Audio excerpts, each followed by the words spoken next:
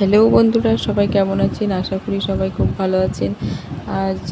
আজ শুক্রবার, আমি আমার মায়ের বাড়ি থেকে যাচ্ছি শ্বশুরবাড়ি।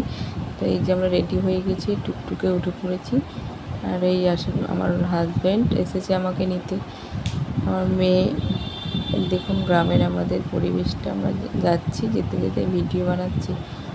সব আশেপাশেগুলো কিন্তু সব পুকুর, অনেক কটা আমাদের গ্রামের ভেতরে পুকুর আছে।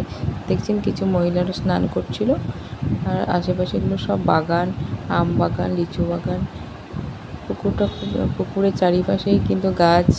আমাদের গ্রামে অনেক পুকুর আছে, সুন্দর দেখাচ্ছে।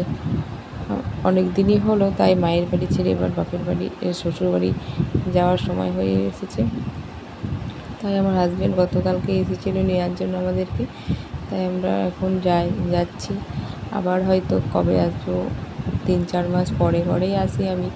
আবার হয়তো 3-4 মাস পরেই মায়ের বাড়ি আসবো, পুজোর পরে আবার হয়তো আসবো। তো আমরা স্টেশনে চলে এসেছি, জঙ্গিপুর স্টেশন থেকে আমরা ট্রেন ধরবো।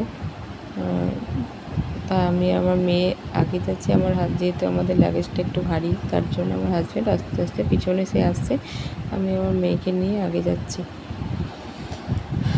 তো এই যে জঙ্গিপুর স্টেশনটা এখন অনেক সুন্দর করেছে, আগে এরকম ছিল না, এখন অনেক সুন্দর হয়েছে। এইখানে আমাদের যে ট্রেনে যাব শিয়ালদা জঙ্গিপুর, সেইটা এখানে দাঁড়িয়ে আছে, চলুন দেখাচ্ছি। তারপরে আমরা সেই ট্রেনে করে চলে যাব বহরমপুর। তো এই যে